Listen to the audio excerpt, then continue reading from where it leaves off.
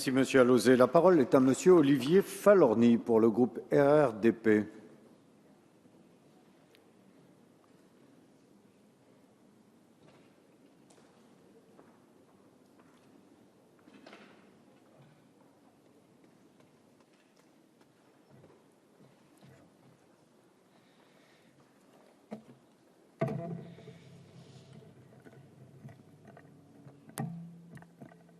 Monsieur le Président de l'Assemblée nationale, Monsieur le Ministre, Monsieur le Président de la Commission des lois, Monsieur le rapporteur, mes chers collègues.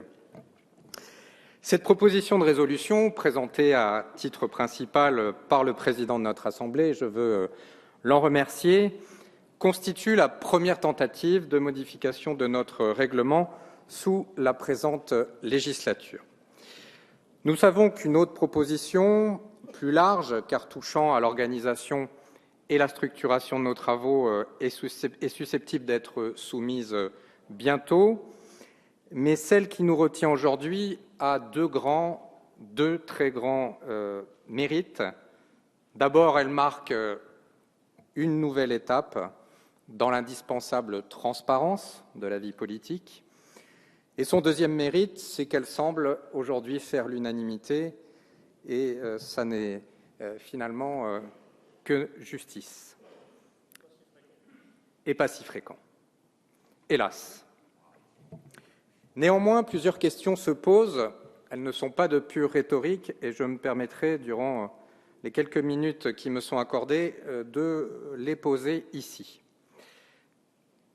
Dans ce texte, le statut d'association permettra d'instaurer des procédures de contrôle répondant aux attentes de nos concitoyens sur l'utilisation des dotations publiques accordées aux groupes parlementaires. L'objectif est louable, nous le faisons évidemment nôtre, mais la première question que je veux poser, c'est de quel type de contrôle s'agit-il ? Juridiquement, il ne peut s'agir d'un contrôle interne à l'Assemblée.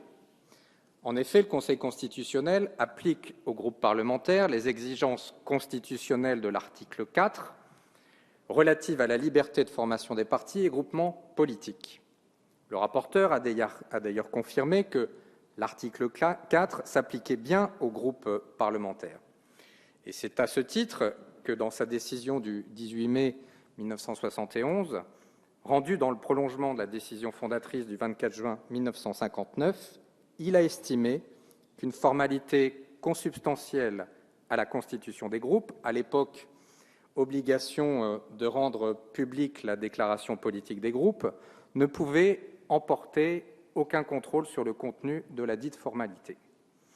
Or, l'exposé des motifs de la proposition de résolution précise que le nouveau statut associatif des groupes permet la mise en place d'outils de contrôle externes.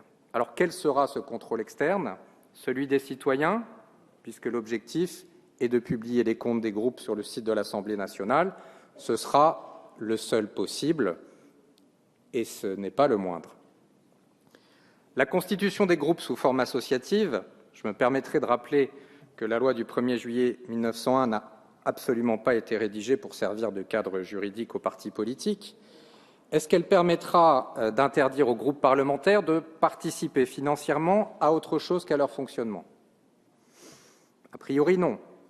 Pour clarifier d'un point de vue juridique le régime financier des groupes parlementaires, qui relève in fine du domaine de la loi du 11 mars 1988 relative à la transparence financière de la vie politique, il faudrait donc passer par la loi pour préciser le régime des dons dont ils pourraient bénéficier ou qu'ils pourraient effectuer, notamment en provenance ou en direction des partis politiques. Il faudrait, tant pour asseoir le statut des partis que des groupes parlementaires, clarifier la catégorie de partis et groupements politiques, ce qui signifie se lancer dans une œuvre législative à la hauteur du système allemand, ce qui n'est pas pour demain, en tout cas pas pour aujourd'hui. Un dernier mot, se constituer sous forme associative sera pour les groupes une formalité essentielle, au sens où cela conditionnera le versement par l'Assemblée d'une dotation de fonctionnement. Le statut associatif sera imposé aux groupes au motif qu'ils fonctionnent avec ces dotations. Alors, qu'adviendrait-il si un groupe parlementaire décidait de ne fonctionner qu'avec les cotisations de ses membres. Ne serait-il pas libre de le faire? Et qu'en est-il de la portée exacte du principe d'égalité des groupes parlementaires récemment affirmé par la décision du 28 février 2013 rendue à l'occasion de la proposition de résolution déposée en son temps par nos collègues écologistes? À ce moment-là, lorsqu'elle fut débattue, la question du respect de l'article 4 de la Constitution avait été posée, certains de nos collègues affirmant qu'il n'appartient pas au règlement de l'Assemblée nationale de régir le fonctionnement interne des groupes dont l'indépendance et la liberté sont garanties par la Constitution.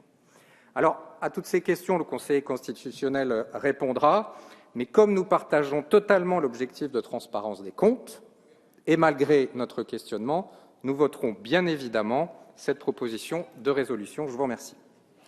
Merci, Monsieur